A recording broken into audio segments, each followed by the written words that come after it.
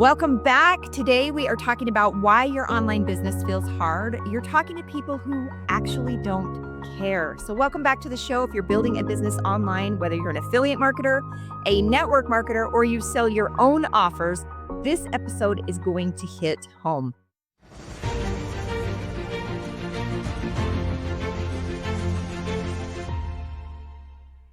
Yes, and in case we're meeting for the first time, my name's Cari Hyam, and I'm joined by the lovely Brandy Shaver. And today we're talking about the real pain most people don't say out loud. You can be consistent, serious, and hardworking and still feel like the market is giving you nothing back. You can post every day, DM people, follow up, create content, go live, run ads, and launch offers, and still feel like you're shouting into a room full of people who are too distracted or don't care. And ask Cari and I how we know. We've done this. Seriously. And you know what? I really feel like this is what it makes like building an online business so emotionally heavy because it's not just about strategy, right? Like it's about the pressure that you're feeling as you're creating things. It's about the identity, how you identify yourself. It's about Mhm. patience, which I have zero of. And building an online business has really helped me develop over the years. And then it's also learning, like, how to stay grounded when the results are slow Yeah. as well. So in this episode, we're going to break down why the pain happens, how it shows up for different kinds of online business owners, and most importantly, what to do about it. So let's start with the truth. The real pain for people building businesses online is not just, I need more traffic, right? Or I need a better hook. Those are surface level problems. The deeper pain is this: you're putting yourself out there every day, and it still feels like too few people actually care. And, that pain, I feel like gets worse because this business is so personal, right? Like I think that like the years that we've worked together, Brandy, and when you're growing a business like this, it's like your baby, right? Like it's not like when we've had times where business completely fell apart and you actually go through this like grieving process because you spent so much time, so much love, so much work like goes into building it just for it to fall apart Mhm. here. And then, you build it back up and it's like just an emotional roller coaster. And, you know, it's personal. It's not just business, it's personal because it's yours. And you're not just posting random content. That's another thing. You are attaching your name, your energy, your reputation, and your belief into what you're building. So when the market doesn't respond or it doesn't just feel like a business problem, it feels like it's a you problem, like it's a personal one. Right, absolutely. And that's where people start spiraling, right? They think maybe my content is boring. Maybe my offer is weak. Maybe my niche is wrong. Maybe I'm not good at this. Maybe I'm just not cut out for online business. Yeah. A lot of the time, the real issue isn't even the effort to begin with. And that's what, if you're listening, I hope that you take from this episode is that it's not even consistency. It's fit. Like if you can think about it, it's how things align. Wrong audience, wrong pain, wrong message, wrong timing. You're trying to create movement with people who are not emotionally ready to move. And that's what causes this pain and this misalignment in your business. Absolutely. So let's talk about how this pain shows up, right? So for affiliate marketers, this pain usually shows up like clicks and no sales, views with no DMs coming in, engagement from people who actually never buy, and content that gets attention, but not any action. And then for network marketers, Cari, can you tell us how that works? Yeah, so for that, I would say it often looks like conversations that go nowhere. Like you're getting ghosted in the DMs, right? Or people saying, "Oh, think about it," after you've had a conversation instead of saying, "Yeah, I'm ready and I wanna join you." And then the follow-ups that feel awkward. You're like, "Well, how do I follow up? What do I say?" And then all the And because we talked about follow up for years, right? yeah, and then time goes by and you're like, "Well, now it's weird if I follow up with you," like and then, like, warm leads that disappear, friends and family showing interest but never actually committing, and I speak from experience with that one. I Hmm. had an aunt that was like, "Yes, I'm doing this, I wanna do it," and I felt like I was dragging her along for, like, 3 months, and then she just finally was like, "I'm not doing this." You know? Right. And for, yeah, for people with their own offers, it usually looks like likes without leads, right? You're getting maybe a ton of likes on your content, but no, it never goes anywhere. Mhm. Leads without buyers, launches that get excitement, but you don't really make money, content that gets compliments instead of conversions. And that's hard for people with their own offers to deal with as well. Well, is but I and honestly, I think that for people that are building their own offers, when you feel like the pain is personal, it is, like, even more Yeah. personal because you've actually built it. You've created It's like it. your baby, you created it, right? And Like, so you're like, "I'm gonna throw this out there, I'm gonna make millions of dollars," and then you get, like, a couple likes, and it doesn't you're like, "Oh, it's a gut punch," and that's what yeah. makes the whole thing feel frustrating, because from the outside, it can look like you're doing a lot, but on the inside, it feels like nothing is actually landing with your audience or landing with people that you know that this could help. Yeah, and the reason it hurts so much is because online business asks you to stay visible before you feel secure.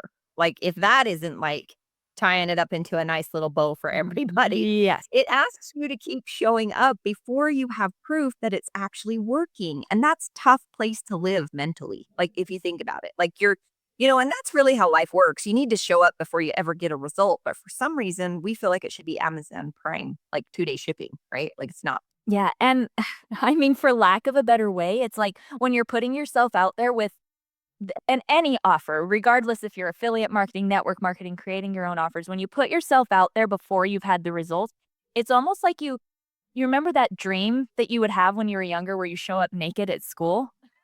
Like, that's really what it feels like. You feel, like, completely exposed, and it's almost like this, what if people know that I haven't actually made money yet, right? Or, like, what Yeah. it's just like this but you have to, like you said, you have to take the action, and you have to put yourself out there first in order for people to buy. So, you're expected to keep posting even when the likes are low.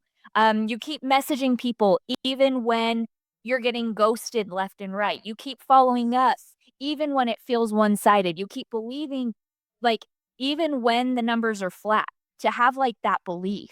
And that kind of pressure it really wears people out. It tears you down fast when you Yeah, have it those does. results. For sure. And when the audience is wrong, the pain multiplies because now you're doing all the work, right? For people who are never going to buy anyway. And that's the frustrating piece. Yeah, and I think that it's also why so many people confuse activity with traction. Like they think, "Oh, I'm busy, so I must be building something." Right? And we just got off of an event with some of our students and Brandy and I were talking about some of the things that we used to do and I used to like I would call Brandy and be like, "Oh, I called my people. I'm done for the day." Right? Like it was like, "Oh, I was busy." So that meant that I was building my business. But busy is not the same as effective. Like, I was just checking boxes, but not actually developing skill sets that was going to result in people joining my business or buying my product or buying my offer. Right. Busy is not the same as effective. Likes are not the same as buyers. Views are not the same as actually building trust with your audience. Mhm. Attention is not the same as conversion. I think that people focus on vanity metrics, and so because they're focused on the vanity metrics and not the things that actually create money, they end up Mhm. stuck, right? Yeah, absolutely. And so, let's maybe dive into what actually needs to change. So the answer is not just do more. That Carrie and I have tried that. Lots of people have tried that. That is not the answer. The answer is to get more precise. Yeah, so you need to know, like, exactly who you're talking to, what they're already struggling with, and how to speak to that pain clearly, and I would say not just clearly, but also, like, so specifically that when you are writing a piece of content or when you're saying something in a video, the person who is on the other side, like your perfect prospect, they're like, Mhm. "Oh my gosh, she's in my head right now. How did she know I literally was saying that to myself last night?" Yeah, and if you try to speak to everybody, which a lot of people do, Mhm. they have this thought in their mind that like if I'm more general, right, I'll get more out of it. But if you try to speak to everybody, your message gets watered down. Okay, it becomes vanilla. But if you speak to one specific type of person with one specific type of pain, your content gets sharper immediately. It goes into the person and creates an emotional visceral response. And that's what we're looking for. So here's some actionable steps for you. Number one is define your exact audience. Okay. So that's the first key. Yep, and I would say that this before you create another post, like, be asking yourself, "Who exactly am I trying to help?" Because someone who like, there's a difference between someone who wants something and is actively searching for it compared to someone who knows they need something, but they don't care, right? So, like, Oh, yeah. who exactly am I trying to help? What are they struggling with right now? What are they tired of? What keeps them up at night? What have they already tried? What would make them stop their scroll, right? Because if they're not stopping their scroll, they're just moving on by your content. And like you said, it has to create that visceral response. Yeah, absolutely. So instead of saying people who want to make money online, get more specific, like busy women who want to build income online but feel overwhelmed, invisible, and stuck posting content that gets no response. Can you feel the difference? Let me just say that one more time. Instead of saying people who want to make money online, go into busy women who want to build income online but feel overwhelmed, invisible, and stuck posting content that gets no response. Which one, when you listen to it, creates like a response in you, right? Like you think, okay, great. Everybody wants money online, right? But people rarely buy just because they want more money. They buy because they want relief, freedom, confidence, certainty, or a way out of frustration. Yep. So don't just ask like what they want, ask what it feels like to live with that problem. And chances are, like when you think about who this person is and what they're going through, they're you just a few steps behind you. Like you've been in this space before, 9 times out of 10, right? So ask, what does it feel like to actually live with that problem? And when you can tap into their feelings and in their emotions, that's when you know you're on the right track. Yeah. And, an example is like, I need more sales might really mean I'm tired of feeling like nobody sees me. Or I need more recruits might really mean I hate being ignored after I follow up. Or I need more leads might really mean I'm sick of getting attention without buyers. So it's important for you to differentiate, the content piece. Yes. And so let's talk about this next step, which is like building content around that pain. Like your content should make the right person think, oh my gosh, that's me, right? Like she's speaking to me. hmm Use direct, clear language. Like if your posts get views but no sales, this is why. Okay. So you're like calling out the pain and then you're going to tell them the reason so that maybe they can fix it. So if you're tired of talking to people who never commit, listen to this. If your content gets likes but no buyers, the problem may not be your offer. Can you kind of see how it's like digging into like the curiosity, but also digging into the pain and what they're thinking up here, right? So, and then the other key is to stop trying to track everyone. One of the biggest mistakes in online business is trying to be too broad. Yep. So broad, when you look at broad content, if it's broad, it's just going to get like attention, right? And by polite attention, it means like, oh, you're going to get a like. You might get a comment that says, like, oh, this is so good. But that's all you're getting, right? Specific content, however, gets real responses of people saying, "Oh my gosh, I needed this today. How did you know I needed this?" And it can't and it's also the content that's going to attract those buyers, people that are willing to Mhm. buy to get out of that pain that they're feeling. Absolutely. And the goal is not to appeal to everybody, honestly. You don't want everybody in your business. Carrie and I have done that. It's not pleasant. It's like you don't want that, right? It's not to appeal to everyone. The goal is to deeply connect with the right people. That's the key. And so what you're wanting to do is you're wanting to like match your message with the stage that your perfect prospect is in because not everybody is ready for the same message at the same time. And we really dive into this inside some of our courses. There will be like if this is resonating with you, there's going to be a link attached to this video. Go and check it out, right? Like we talk about it a lot in a lot of the stuff that we do because there's different stages that buyers go through or people go through before they hit that yes, I'm ready to buy stage. Absolutely. Because, like you said, not everybody's ready for the same message. And some people need awareness, some need hope, some need proof, and some need a direct invitation. Yeah. If they don't know like the problem yet, that's where it's time to educate them, right? Mhm. If they know the problem, but they don't know the solution, like at that point it's like you show them the better way, right? You're not necessarily having to educate. They're already educated on it. You're just pointing them to the thing that they know they've been searching for. And when they're ready, it makes that next step of, "Hey, buy this thing," obvious, and they're more willing to buy it. I Brandy and I like to say they're the low-hanging fruit. The people that have Mhm. already been looking for the solution and you can just point them to that, those are the hottest people to go after in any market, in any Yeah. market. And I think this is probably the number one thing people that are building businesses online don't do is they don't track what the market responds to. So we don't want you to guess. It's really important to watch the data. Yeah, so data, like, when you're thinking about data, you're gonna wanna pay attention to, like, which hooks. And hooks means like that first 3 seconds or the first 3 seconds of a video or the first line of your content. Like, is it getting people to stop their scroll, right? So, like, on a reel, you can look at your skip rate.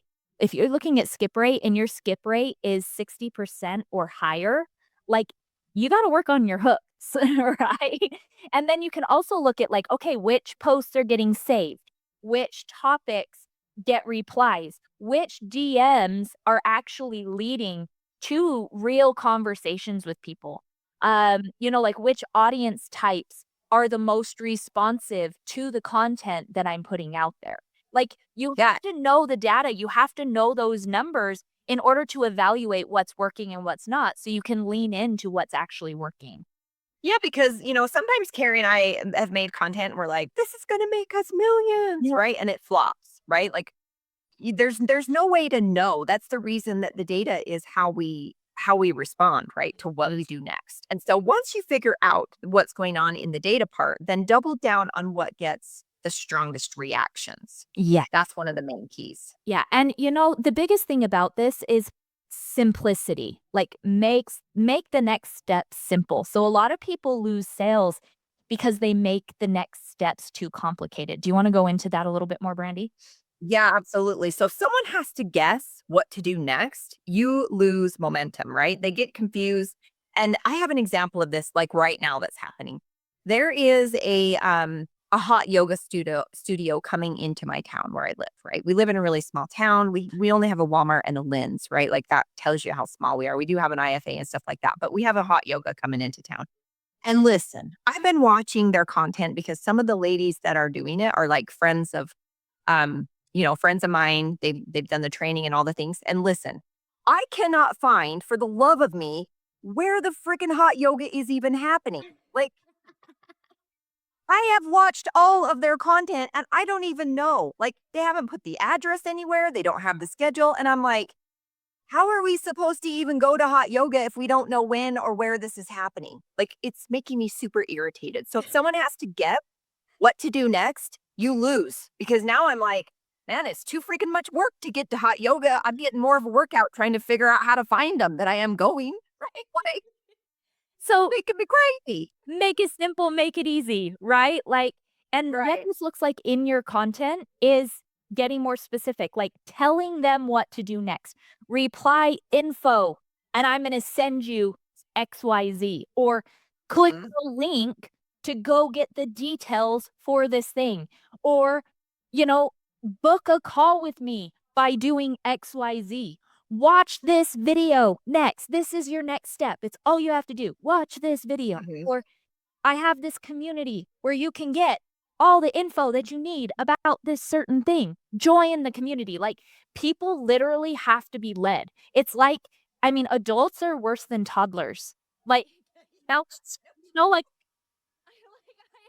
and I mean it seriously because if, I know you do. That's why it's fun. you think about a toddler, you can't give them a list of things to do, right? It's like even with my 6-year-old, she's turning 6 in a couple days, right? It's like I have to tell her, "Okay, go make your bed." I can't just tell her, "Go clean your room." I have to say, "Go make your bed, and when you're done, come back and report, right? Like it's that one thing at a time. And then it's like, okay, now go put all your Barbies away in your Barbie box, right? So then she has to go down. It's one thing at a time. It has to be super simple, super easy. And adults are worse than 7-year-olds. They're worse than toddlers. Absolutely. One thing, super simple, clear, that they know that they need to do next. Yeah, absolutely. So create content that makes people seen. That's one of the keys. The best content doesn't just inform, it identifies. Like it's going to create an identity, a result driven identity. Super important for what you're doing in your content. Yeah, I think that this right here was the key to us really like, for lack of better term, like 10xing our result. When we Mhm. started focusing on the identity and the result that someone could get, it made the right person who was ready for that thing feel like they've been understood. Like when you know, okay, this is what they want to identify as. This is where they're at. It's just that little tweak of mindset. It makes selling so much easier. So much. Yeah. And the key is that they feel understood, right? Not Mhm. just sold to, but understood. Mm. So, an example of this would be like if you've been posting every day and still feel invisible, this one's for you, right? Like Yeah. that's calling out the pain and then saying, listen, I've got something for you. They feel understood and they feel seen in that one sentence. Yeah. That kind of content connects because it reflects the actual emotional experience of the audience. Because when you think about, what Brandy just said, if you've been posting every day and still feel invisible, like how many people right now would read that and they'd be like, "Holy cow, that's been me." Like, Mhm. my views tap out at 200 and I don't get any comments. Like, what am I even doing this for, right? And so when they feel that and you're like, "Okay, this is giving me hope," right? We talked about hope before. This one's for you. I'm dialing in on that if I'm identifying as that person because it's the emotional experience that that person is feeling. Absolutely. And then you want to narrow the problem until it gets super sharp. So instead of talking about building an online business, talk about a specific pain. That's one of the keys. Yeah, so an example of this would be like how to stop getting ghosted in the DMs, how to get buyers instead of likes, how to stop attracting curious people who never actually commit. Yeah. And the sharper the problem, the stronger the response. Yeah. So the next step to this, I would say, is building the small wins. So when the market feels cold, you need the small wins to stay in the game. Because listen, it's not a matter of like if Meta is going to change their algorithm. Like Mhm. they've changed it 3 times in the last. They're gonna. And so when you're going through those low times of where you're trying to figure out like what's happening in the market, by focusing on the small wins, it's gonna keep you in the game longer, and it's the people who are willing to stay in the game longer that actually win. Yeah, and I'm gonna break some people's hearts right now. The only thing you can plan on as an entrepreneur building your businesses online or offline for that matter is change. That's like you can plan on it. You can be certain that's gonna happen, like 100% certain. So in this process to stay in the game, set daily or weekly targets, like one strong hook per day, 3 outreach messages, 5 follow-ups, one pain-based post, one test of a new audience angle. And the key here is don't get so overwhelmed. And I know a lot of us, when we're building, some of you might be new, some of you might be veterans, some of you might be like, pros, like whatever.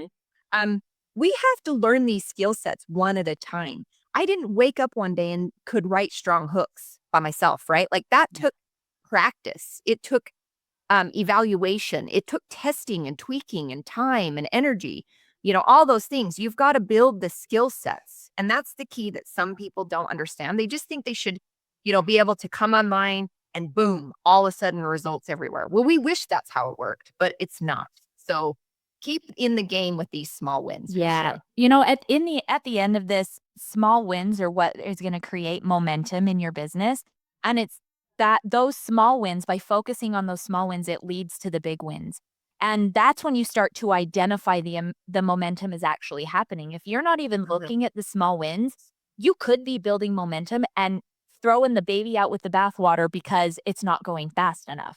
So small wins create momentum, and momentum helps rebuild the confidence during those low times. Yeah, and the confidence gets built by externally verifiable, things that are working. That's the reason that we're talking about focus on some small wins. Okay. So at the end of the day, most people are not failing because they're lazy. Okay. They're Mhm. failing because they're too broad, too unclear, or speaking to people who were never really ready in the first place. Yes, this and the fix is not random hustle, right? Like we talked about, the fix is simply narrowing it down who you're talking to. It's the precision of the right message to the right person at the right time. That's really you Amen. yourself. Is my message too broad? Am I trying to go after too many people at once? Like if you can't answer if you're answering yes to either of those questions, just make it more precise. Right? Yeah. Let's get in there that way. Absolutely. So number 1, get clear on your audience. Okay, get clear on their pain, get clear on your message, and then keep refining until the right people start responding. Yeah, because when the right person sees the right message at the right time, that's when everything changes.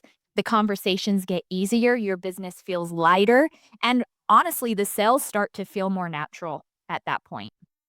Yeah, for sure. So thanks for joining us today for today's episode. If this hit home, share it with somebody else that's building a business online who needs to hear it. And there's going to be some sort of, link that you can grab if you need more on this stuff. Cause like, this is what Carrie and I do day in and day out, right? Like, this is what we teach people to do over and over and over again. So thanks for being here. Yep, and if you want more content like this, make sure you stay tuned for next week's episode, and we'll see you then. See you then.